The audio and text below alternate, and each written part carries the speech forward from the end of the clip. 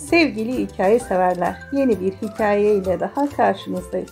Bugün yine hayatımıza yön vermede bizlere yardımcı olacak bir hikaye anlatacağım. Hazırsanız başlayalım hikayemize.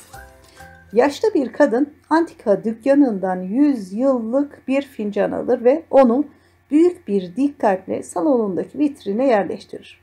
Fincanın biçimi, üzerindeki işlemeler, renkler onun bir sanat eseri olduğunu gösteriyordur. Bir an ödediği fiyatı hatırlar ve kendi kendine "Hayır, hiç de pahalıya almadım." diye söylenir. Sonra da hayranlıkla aldığı bu antika fincanı seyretmeye devam eder. Tam bu sırada fincan birdenbire dile gelir ve kadına "Bana hayranlıkla baktığının farkındayım. Ama bilmelisin ki ben hep böyle değildim. Yaşadığım sıkıntılar beni bu hale getirdi." der. Kadın duydukları karşısında hayretler içinde kalır. Çünkü konuşan önündeki kahve fincanıdır. Yaşlı kadın kekeleyerek "Nasıl? Anlayamadım." der.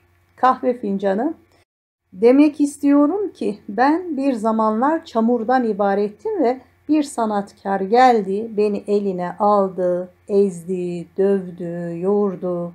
Çektiğim sıkıntılara dayanamayıp 'Yeter, lütfen dur artık!' diye bağırmak zorunda kaldım. Ama usta sadece gülümsedi ve 'Daha değil' dedi bana. Sonra beni alıp bir tahtanın üzerine koydu. Burada döndüm, döndüm, döndüm. Döndükçe başım da döndü. Sonunda yine 'Lütfen beni bu şeyin üzerinden kurtar, artık dönmek istemiyorum.' diye haykırdım. Ama usta bana bakıp gülümsemeye devam ederken 'Henüz değil' dedi. Derken beni aldı, fırına koydu. Kapıyı kapatıp ısıyı artırdı. Onu şimdi fırının penceresinden görebiliyordum. Fırın gitgide ısınıyordu. Aklımdan beni yakacak, öldürecek diye düşünüyordum. Fırının duvarlarına vurmaya başladım. Bir taraftan da "Usta, usta, lütfen izin ver, buradan çıkayım." diye bağırıyordum. Pencereden onun yüzünü görebiliyordum. Hala gülümsüyor ve bana "Daha değil." diyordu. Yaklaşık 1 saat sonra fırını açtı ve beni çıkardı. Şimdi rahat nefes alabiliyordum.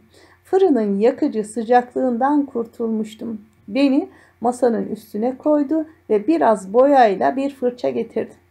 Boyalı fırça ile bana hafif hafif dokunmaya başladı. Fırça her tarafımda geziniyor ve ben bu arada gıdıklanıyordum. "Lütfen usta, yapma, gıdıklanıyorum." dedim. Onun cevabı ise aynıydı. "Henüz değil." Sonra beni nazikçe tutup yine fırına doğru yürümeye başladı. Korkudan ölecektim.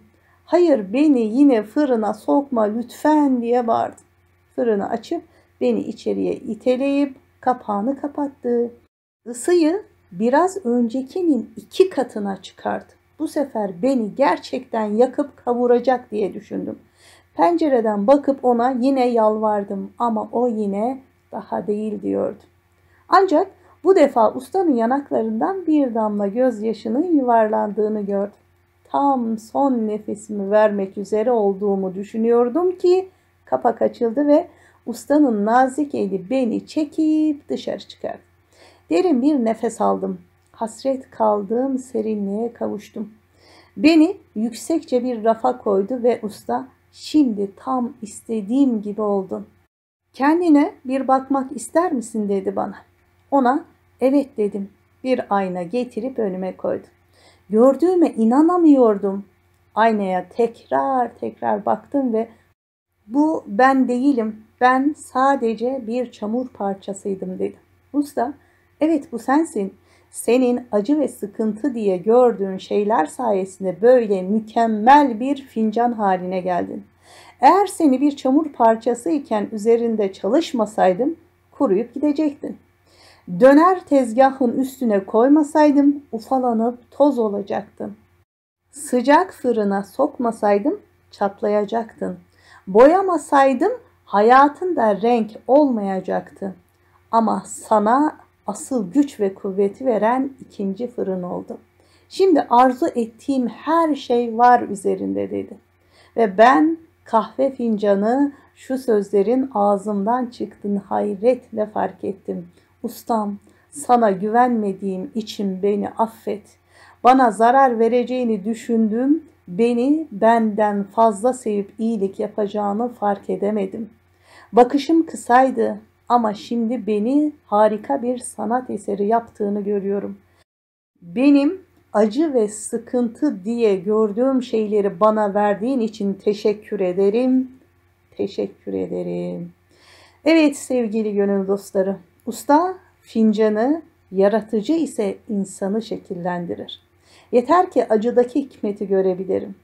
Allahü Teala insanı kuru bir balçıktan yaratmasına rağmen onu kendisine muhatap kabul edip yeryüzündeki temsilcisi yapmıştır. Önüne insanı kamil olma hedefini koymuş, kendi esma ve sıfatlarına ayine olarak yaratmıştır. İnsandaki kabiliyetleri ortaya çıkarmak için de onu çeşitli bela ve musibetlere maruz bırakmıştır.